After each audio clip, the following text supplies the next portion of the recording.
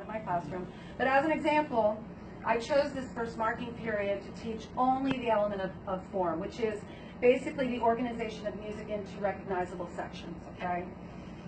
And I'm doing this in all my lessons, K to 5, all at the same time. And a strange thing became evident very quickly. My older elementary school students, they couldn't define form.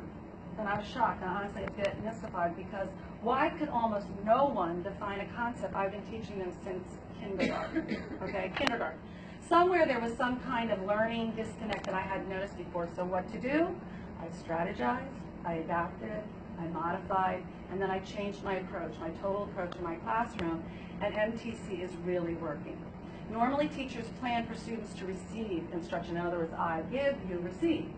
But what is so obvious to me now as I release the reins of control in my classroom is that each lesson is being co-written by students and teacher together.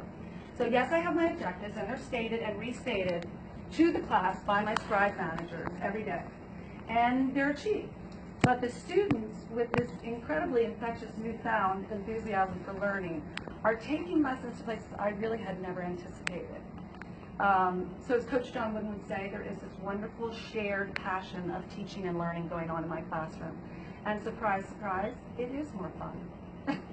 And a deeper level of learning is happening because students are creating these pathways themselves to reaching the answers. So last week, after 5 sessions with each class, I became sick. I was home from Tuesday through Friday. Tuesday morning, I forced myself to come in because I wanted to make sure that the managers would be okay with a substitute without me doing anything. So I just came in and facilitated totally non-verbally with 3rd, 4th, and 5th grade. And I got to tell you, they were incredible. They totally stepped up. I mean, I did nothing. They totally stepped up. The substitute that came in for me on Thursday actually went and sought out Eva and said, every teacher should be so lucky to have these managers. And so, you know, you can imagine, I was thrilled with their success. And you know what? They were thrilled.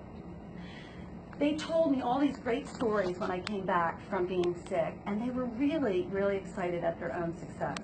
I also want to mention at this time that Erica Demby, I think she substituted for me on Friday, and she sought me out and she said, so I'm going along, I'm going, so how are we doing? And then, we got it. And then she'd go along, she'd go, so how's it going? So finally she just said, she sort of sat down and okay, I guess I'll just watch and make sure everything's just going along. It was just running itself. It was just happening. And so I'm thinking to myself, like, how is this happening in such a short time? Because remember, Mrs. Gans is the technology teacher, and she and I, the Unified Arts, only see our people 36 times a year. And that's if they don't go on a field trip. So it's amazing that this is really true and happening in our classes, but the kids get it. They really get it, like everybody has said. They know how important they are in our classroom. And they know we genuinely care about them because we say it to them over and over and over again. So I'll say, the boss needs you to do this. But you know, I love you because I've taught you since kindergarten. So, you know, I really care about you and I really want you to be successful. But I really need you to do this right now. And they laugh and they've gotten used to that. They're just truly enjoying creating their own learning environment. So to use a technical term, their learner agency is completely evident. They're not play acting at their jobs. They take it really serious. As the day moves forward, they really, as it moves forward, they want to see what happens every day and how it's going to change. So we're equally excited about learning. I wanted to let you know kind of the process from my standpoint. Since the beginning of the year, I've changed the emphasis of coaching the kids so that they can, I can empower the students week by week. So in the beginning, you're saying, okay, what are your job responsibilities? And the second, it's like, okay, there's an importance to presentation. Why? Because it's helping you command attention, and you're going to need to do this. The next thing I said was talking about taking initiative and anticipating when your job will be needed without being asked. And then we talked about being all the time learners, so eyes are focused on whoever's speaking, no matter what's happening at the door, everybody's attending to the task that they're supposed to be doing and whoever's speaking. We talked about the difference between hearing and listening, really understanding what the words are that are being said. We talked about building trust versus breaking trust. And And that's really all about personal responsibility, right? That's what it's about.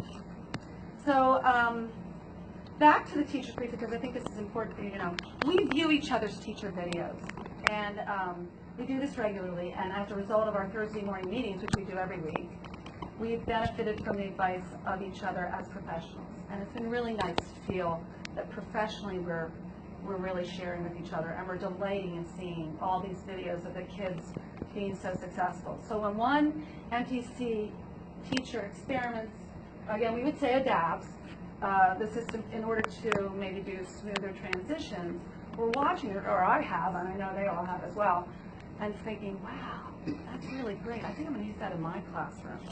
So we're learning from each other, just like the kids are learning from each other. But finally, the fact that so many of us are using MTC also sends a common message to our students. I see everybody, and so the ones that are using MTC in the classroom, it's a little stronger message, but it's key to the success of the program. The more teachers that use it, I swear, the better it's just going to take off. So as you can tell, I could wax on, but I will stop here. I do better reading, so I apologize. Please feel free to speak to any of us at the end of the meeting. And again, we welcome you into our classroom. We'd like you to call the office first, if you wouldn't mind, so you can schedule with Mrs. Armstrong an appropriate time. But hey, thanks for letting us talk about it. Thanks for letting us present it to you. It's become a very big part, an important part of our teaching. And after 26 years of teaching, I just can't tell you, I feel revitalized. I feel really reinvested in my career and in the kids. And I can tell you, it's really going to be revolutionary when it gets out there and more people buy the book. So I don't have a long speech.